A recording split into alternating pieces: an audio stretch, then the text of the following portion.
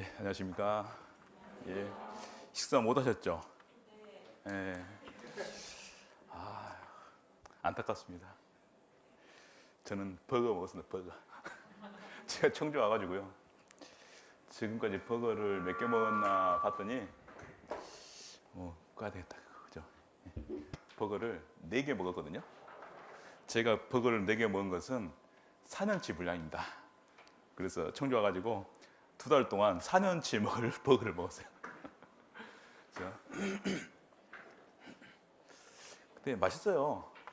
안 먹어서 그러지 일부러. 그렇죠? 버거 좋아하셔요? 안타깝습니다. 그래서 오늘 사실은 시작하기 전에 부장님들이 걱정을 하는 거예요. 이분들 식사를 어떻게 해야 되냐. 어떻게 했으면 좋겠어요, 선생님들? 준비를 해드릴까요? 아니면은 알아서 각자 해결하고 오실래요? 준비해줘요? 부장 선생님 들으셨으니까 알아서 하세요. 이제 저는 더 이상 무슨 말 안 드리겠습니다. 제가 혼자 먹어가지고 지금 진짜 미안하네요. 예. 그리고 오늘 잠깐 누구야? 우리 오태영 형제님하고 오태영 형제 못 왔고, 문영석 형제님은 오늘 못 왔고, 조겸 2주차에. 예. 그리고 여기 오늘 오신 분 외에도 우리 이제 기존에 계셨던 연승 자매님도 계시고, 장영은 자매님, 이하영 쌤, 그죠? 오고 있어요. 예, 여기도 계시고, 좀 전에 조아령 쌤 나왔던가요? 조아령 자매님도 같이 하기로 했습니다. 그래서 새로 이제 오실 분들이 조아령 자매님, 문형석 형제님, 오태왕 형제님, 조겸 형제님, 조하영 자매님, 안다연 자매님 이렇게 같이 하기로 했습니다. 그래서 오늘 이제 아무래도 이제 자기 일정들이 너무 많아가지고 이제 저는 신입교사 모집 포스터 붙여놓고 몇 번 광고하면 우르르 몰려올 줄 알았거든요. 보통 그랬어요. 그래서 우르르 몰려올 줄 알고, 야, 너무 많이 오면 어떡하지? 걔는 걱정을 했던 것 같습니다.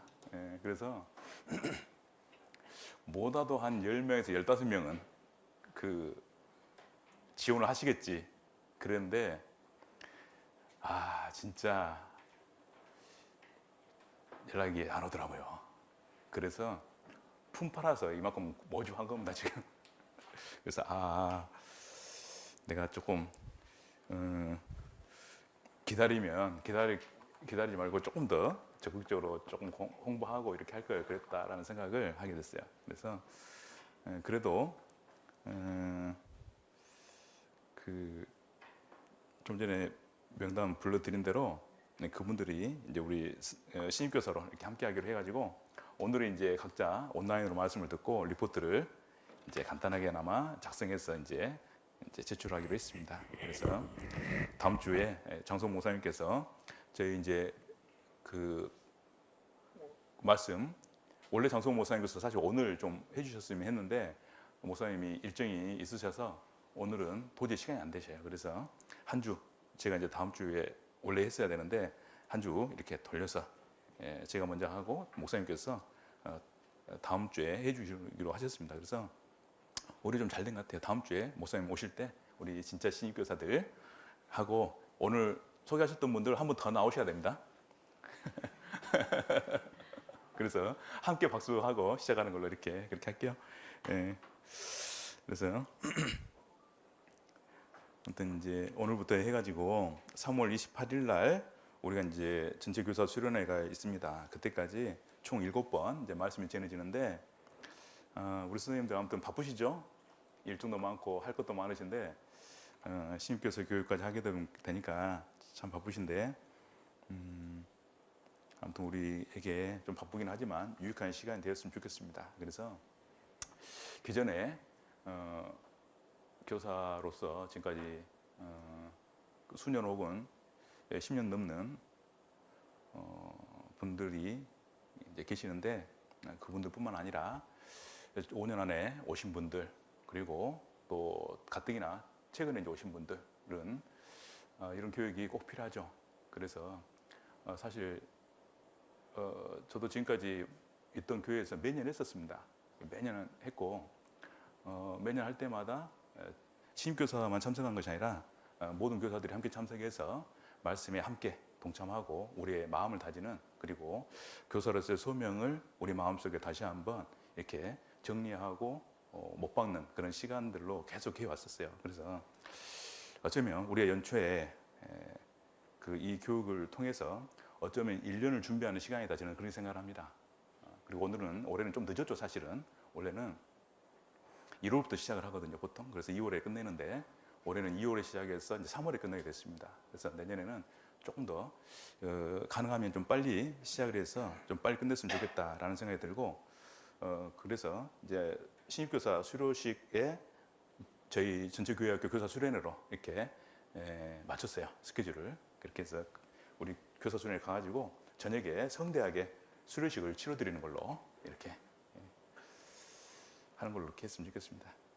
그래서 우리 또 담임 목사님께서 또 특별히 저희 교사들을 위해서 또 이제 말씀을 전해주시고, 또 모든 목사님, 전도사님들이 함께 모여서 이 말씀들을 함께 연구하고 있습니다. 그래서 우리 선생님들에게 정말 필요한 말씀을 전해주기 위해서 고민하고 계시니까 우리가 함께 기대하는 마음으로 우리 함께 교육에 참여했으면 좋겠습니다.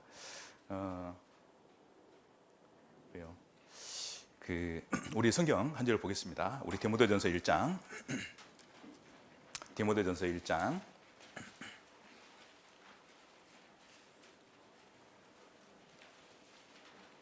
12절. 디모데전서 1장 12절 함께 읽겠습니다.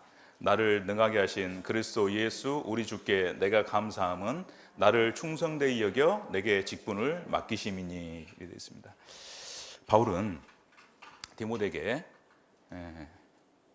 자기 고백이죠. 자기 고백을 하는데, 하나님은 나를 능하게 하셨고 하나님은 나를 충성되이 여겨서 내게 직분을 맡기셨다. 그런데 사실은 내가 원래 어떤 사람이었냐면 해방자였고 핍박자였고 포용자였다, 이렇게 고백을 하게 됩니다.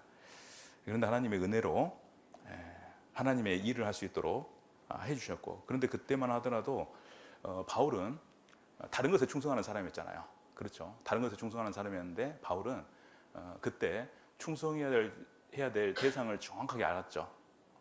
그때부터 바울은 그 과거에 자기가 충성했던 그 충성보다 더한 충성을 하나님께 하게 된 거예요. 그래도 우리도 그 주님을 만나기 전에 우리 또한 세상에서 우리가 충성하는 것이 있었어요. 그렇죠.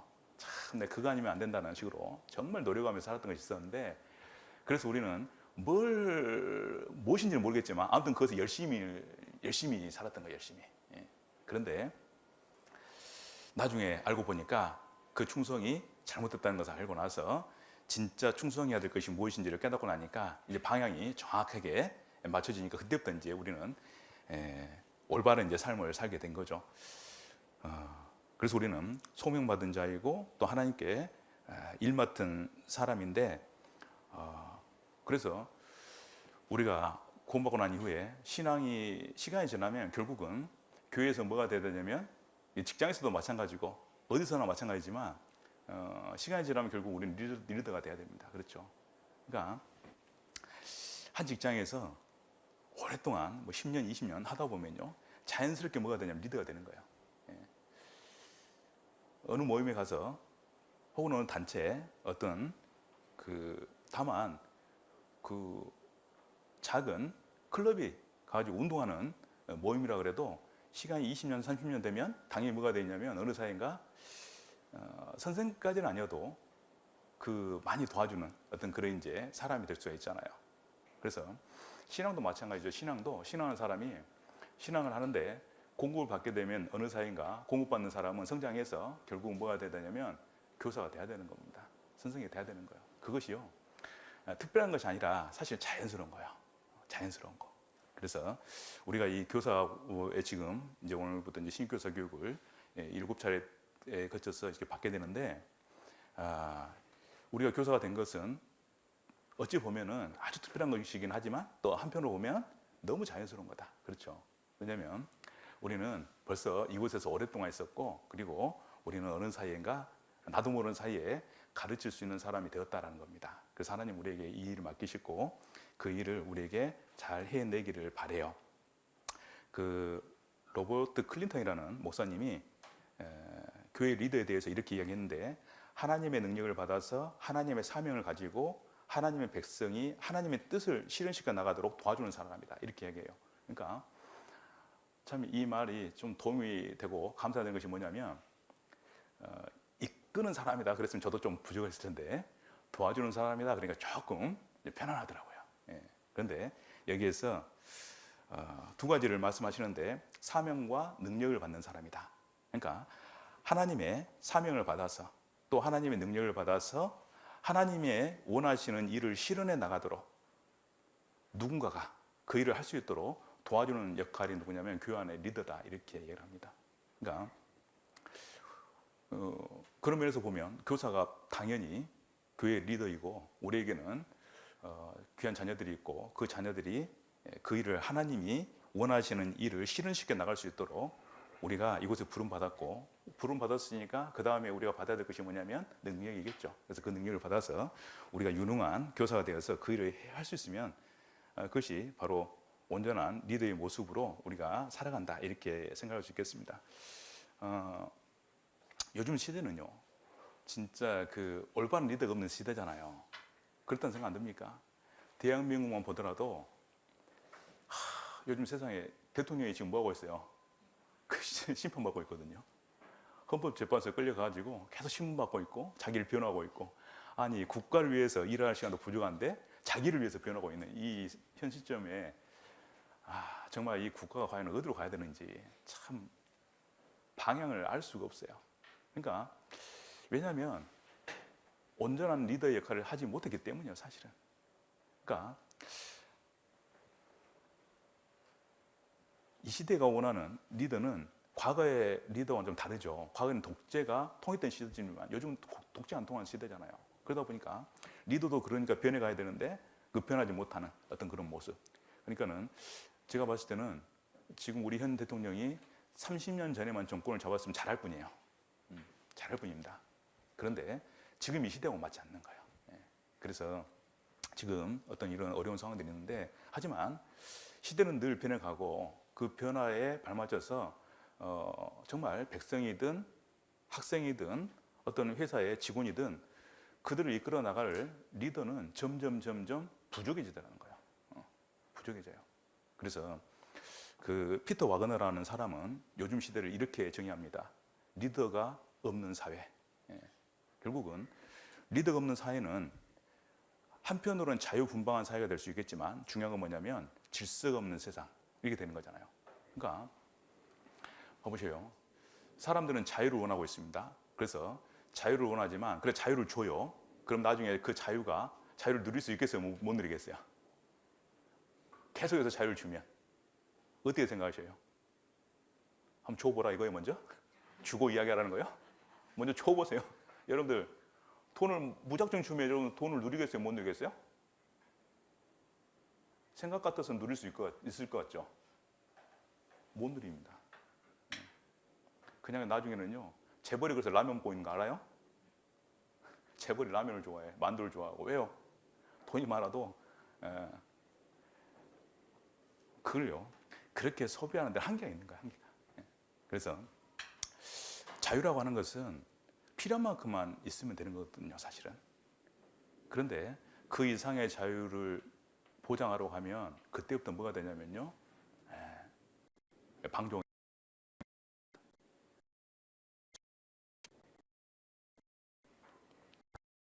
너무 자유로우면 어떤 사회가 되냐면 진짜 리더가 없는 사회. 사실 리더가 있지만 그 리더는 인정하지 않는 사회가 돼버리는 거예요. 그래서 결국은 분쟁하는 사회, 갈등하는 사회가 돼버리는 겁니다. 그러니까 뭐든지 적당한 게 좋은 거예요.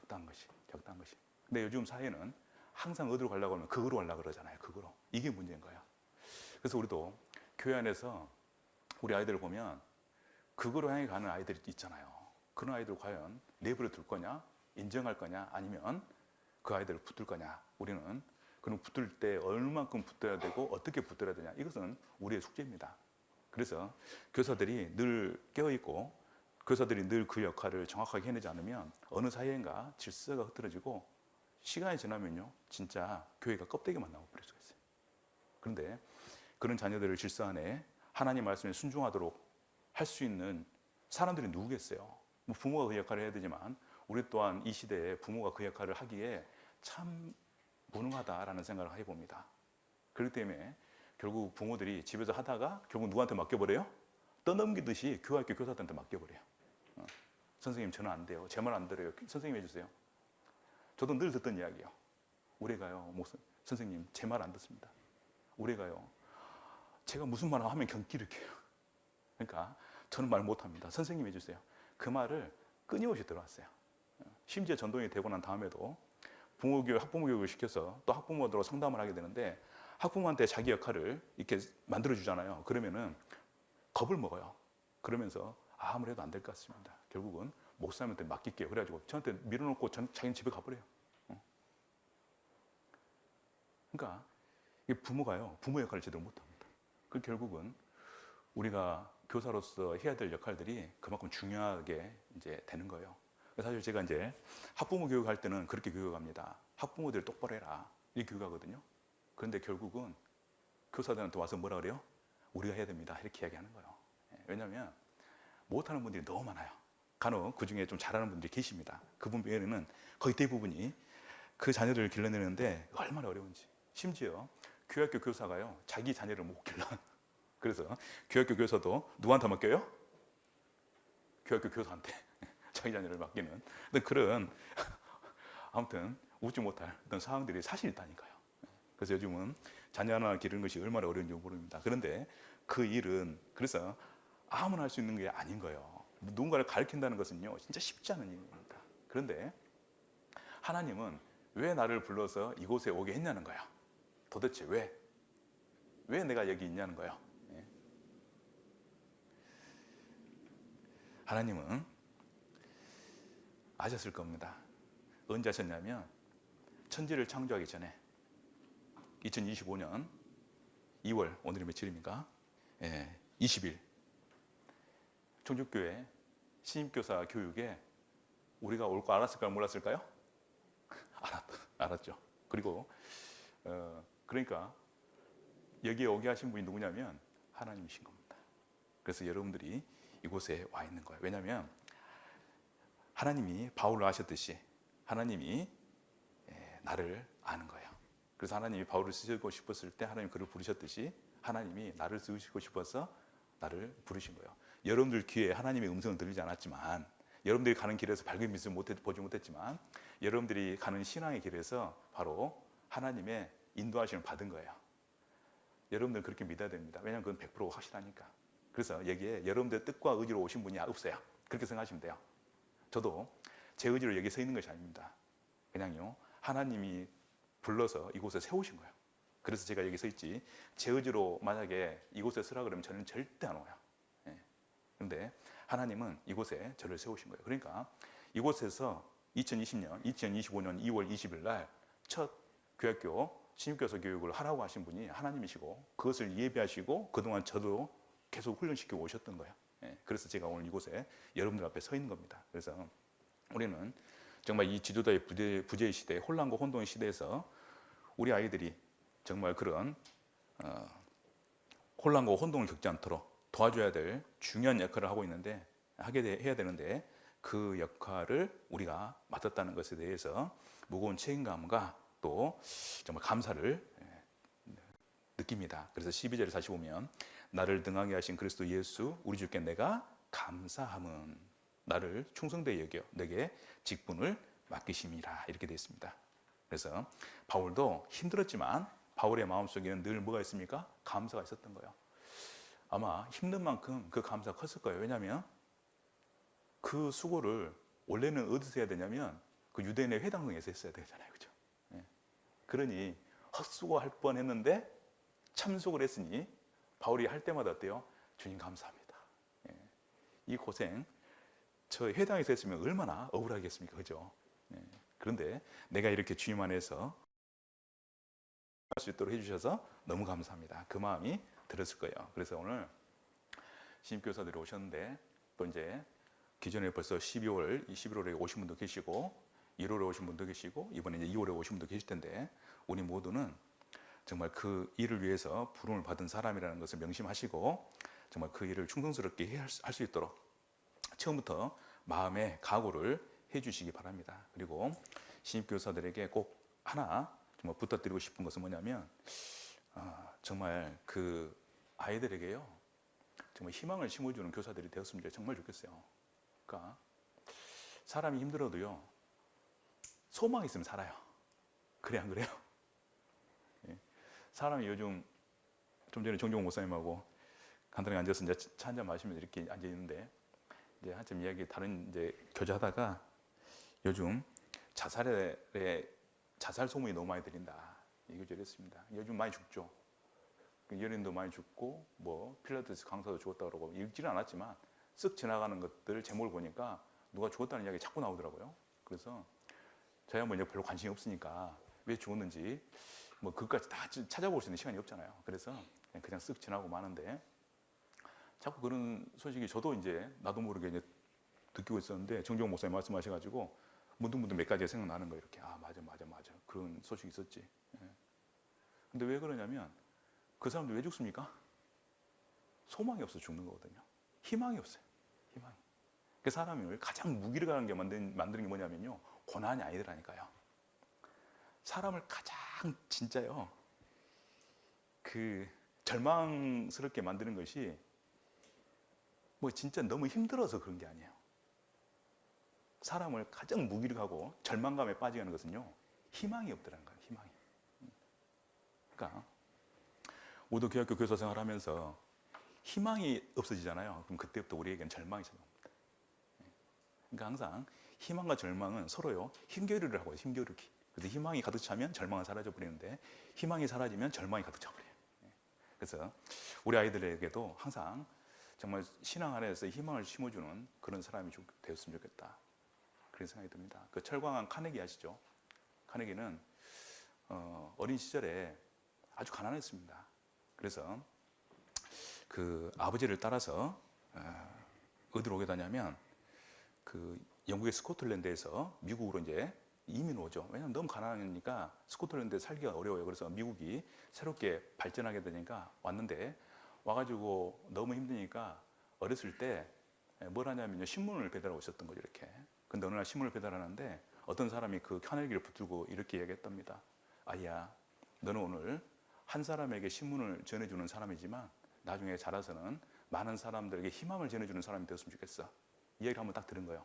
그때 카네기의 머리에 확 그게 박힌 거예요.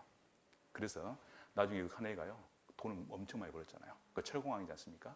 그래서 철강 사업으로 돈을 어마어마하게 벌어가지고 그 사람이 그때 이제 돈을 벌어가지고 한 것이 뭐였냐면 바로 복지 사업을 시작한 거죠.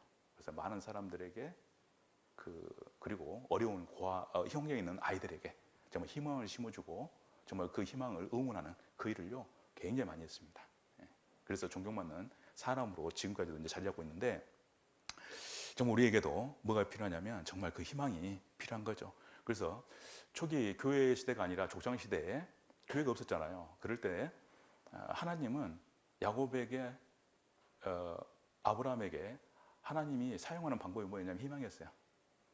희망이었습니다. 우리 창세기 12장 한번 찾아보겠습니다. 창세기 12장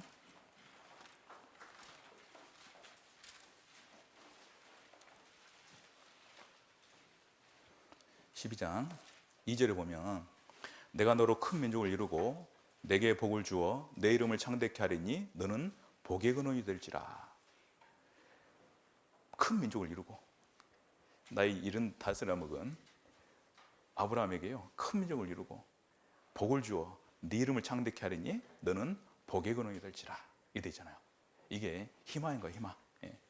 그래서 하나님은 아브라함에게 소망을 주시고 그 소망 속에서 세상에 75세 하란을 떠나서 가나안 땅에 들어가야 되는데 75세 무슨 아들을 낳고 큰 민족을 되겠어요. 그렇죠? 하지만 하나님이 주신 소망은 무너지지 않는 소망이기 때문에 그 소망 하나를 붙들고 간 거예요. 이게 거기서 100살이 될 때까지 뭐가 있어요? 그 소망 하나 붙들고 산 거예요. 25년 동안. 대단하죠. 그러니까 25년 동안 하나님이 안 주시면 그냥요, 아닌가 보다. 그래서 자기의 마음이 절망해 버렸으면 거기 가나안 땅요 버리고 다시 어디 갔겠어요? 자기 고향으로 우르르 갔을 거예요. 내가 늙기 전에 고향 가서 죽어야 되겠다. 그런데 하나님이 주신 소망 그 하나 딱 붙들고 아브라함이 25년을 버틴 겁니다. 예. 버티잖아요. 절망하지 않습니다. 28장에 보면 야곱에게도 하나님이 이렇게 말씀하시죠. 그때만 하더라도 누가 붙들어 줄 사람이 없잖아요. 그렇죠?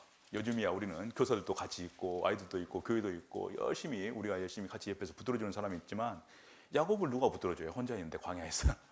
그러니까 하나님이 그를 붙들어 주는데 사용했던 방법이 딱 하나였다니까요. 그게 뭐냐면요, 소망 주는 거였습니다. 소망.